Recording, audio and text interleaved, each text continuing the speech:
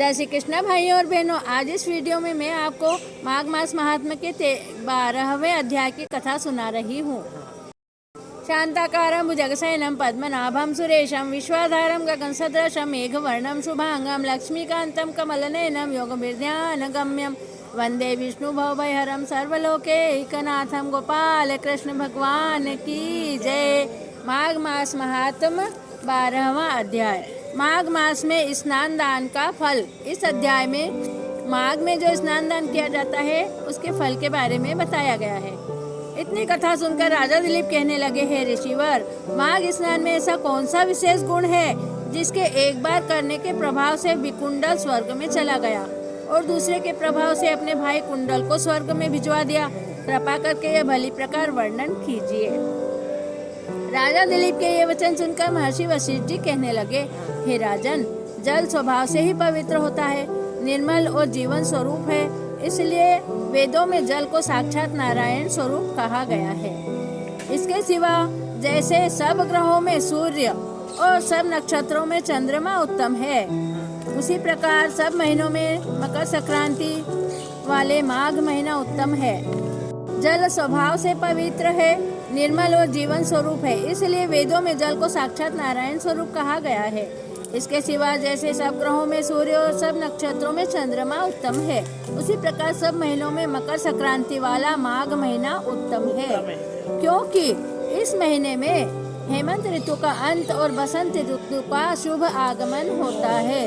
वैद्यक मतानुसार इसी महीने में प्राणियों के शरीर में पित्त की कमी और कफ की बढ़ोतरी होना आरंभ हो जाती है।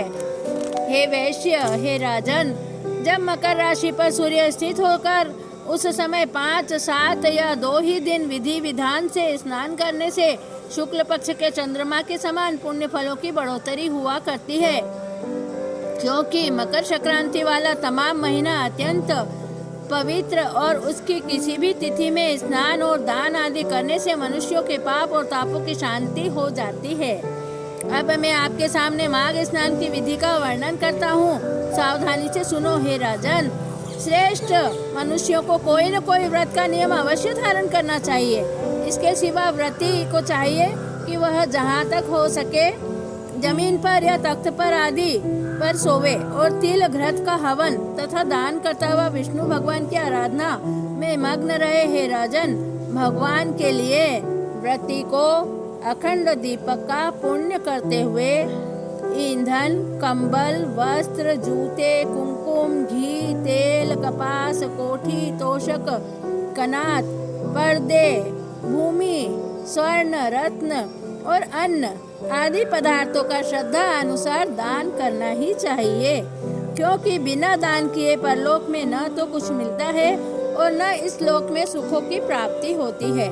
हे राजन, इस प्रकार परमेश्वर की प्रार्थना करने के बाद चित्त को एकाग्र करता हुआ विष्णु जी का ध्यान करें। ऐसा करने से पाप तापों की शांति और अक्षय सुख की प्राप्ति होती है। अब मैं आपसे उस व्रत दान का वर्णन करता हूँ कि किस प्रकार के जल से कितने पुण्य फल की प्राप्ति होती है।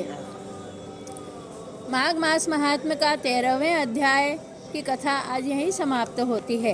अच्युतम केशवम राम नारायणम कृष्ण दामोदरम वासुदेवम भजे श्रीधरम माधवम गोपिका वल्लभम श्री जानकी नायक श्री रामचंद्रम भजे। गोपाल कृष्ण भगवान की जय। प्रिय भाइयों और बहनों, आपको कैसा लगा मेरा यह वीडियो? अगर आपको पसंद आया है तो आप मेरे चैनल को सब्सक्राइब कीजिए, बेल आइकन को प्रेस कीजिए और मेरे वीडियो को अधिक से अधिक शेयर कीजिए, जिससे सभी इसका लाभ उठा सकें। जय श्री कृष्णा। धन्यवाद।